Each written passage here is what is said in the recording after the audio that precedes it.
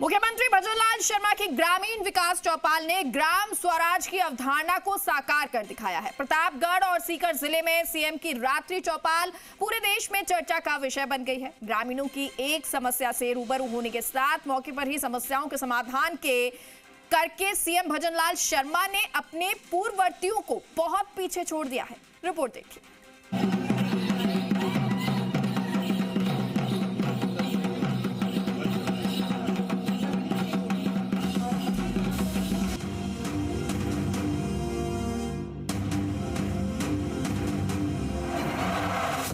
2 दिन 2 गांव और 2 जिले, एक सुदूर दक्षिण में गुजरात के करीब प्रतापगढ़ तो दूसरा हरियाणा सीमा के समीप सीकर। सीएम ने हर वर्ग से न केवल संवाद किया बल्कि उनकी हर बात को गौर से सुना भी, समस्याओं के समाधान भी किए तो जनता से मिले अमूल्य सुझावों पर अमल करने तक के निर्देश दिए गए।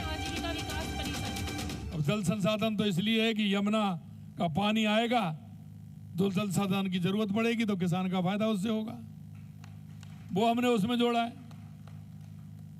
अब कई नेता हैं, अभी हमने पिछली बार जैसे पहले हमारी ERCP आई, हमने राम जल सेतु की बात की, अब हम यमुना की बात कर रहे हैं। आपके कांग्रेसी कहते हैं कि साहब यमुना की बात कर रहे हैं, कब आएगी? अरे भाई आएगी, कोई पाइपलाइन तो है नहीं, आते नली रहे तो इसको लेके आ गए। बात चाहे लखपति दीदी की हो या फिर कृषि और बैंक सखी की, विभिन्न क्षेत्रों में परिवार, समाज और गांव को आत्मनिर्भर बनाने में जुटी नारी शक्ति का सीएम ने हौसला बढ़ाया। उनकी विकास यात्रा से सीएम रूबरू हुए। आप ये बताइए, पशुपालन का काम हमारी कौन कौन माता बहनें कर रही है जिनके पास घर पे गाय है, भैंस है? हाथ उठाइए जरा। कितनी? सभी के पास है ना, क्योंकि हमारा किसान का और पशुपालन का तो मेल है। अब एक बात और मैं कहना चाहता हूं, गाय भैंस की सेवा कौन करता है? ये बताइए, आप कर दिए क्या? गाय भैंस की सेवा की अगर कोई ठीक प्रकार से सेवा करता है तो हमारी माता बहनें करती हैं कि नहीं करती हैं? सीएम ने लोगों को खेती किसानी की ताकत याद दिलाई, खेती किसानी को घाटे से मुनाफे में तब्दील करने का पाठ पढ़ाया। सीएम के संवाद में पद्मश्री सुंडाराम वर्मा जैसे किसान वैज्ञानिक भी शामिल हुए। सीएम ने सुंडाराम वर्मा जैसे किसानों को राजस्थान में कृषि क्रांति का ब्रांड एम्बेसडर करार दिया। अब हमने ये भी बताया कि किसान की जब गाय भैंस बीमार हो जाती है तो किसान पहले बीमार हो जाता है।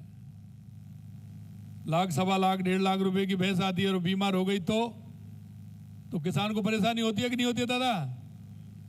किसान के गाय भैंस बीमार हो जाती है तो परेशानी होती है कि नहीं होती? आपको पूछ रहा हूं मैं। सर्विस से रिटायरमेंट है शायद आपका, सर्विस से रिटायरमेंट है ना आप?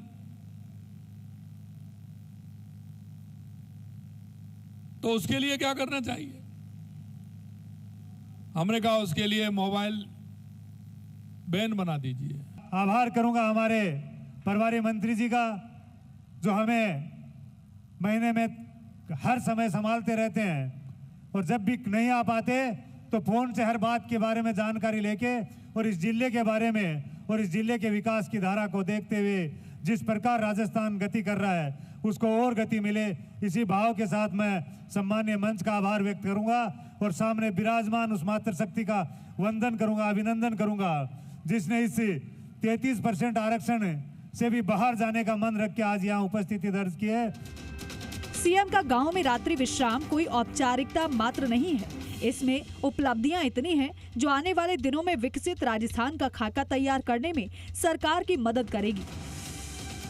सरकारी योजनाओं को हर घर तक पहुंचाना और ग्रामीण विकास की जमीनी हकीकत को करीब से देखने की सरकार की सोच ने ग्रामीणों में सरकार के प्रति भरोसे को और मजबूत किया है।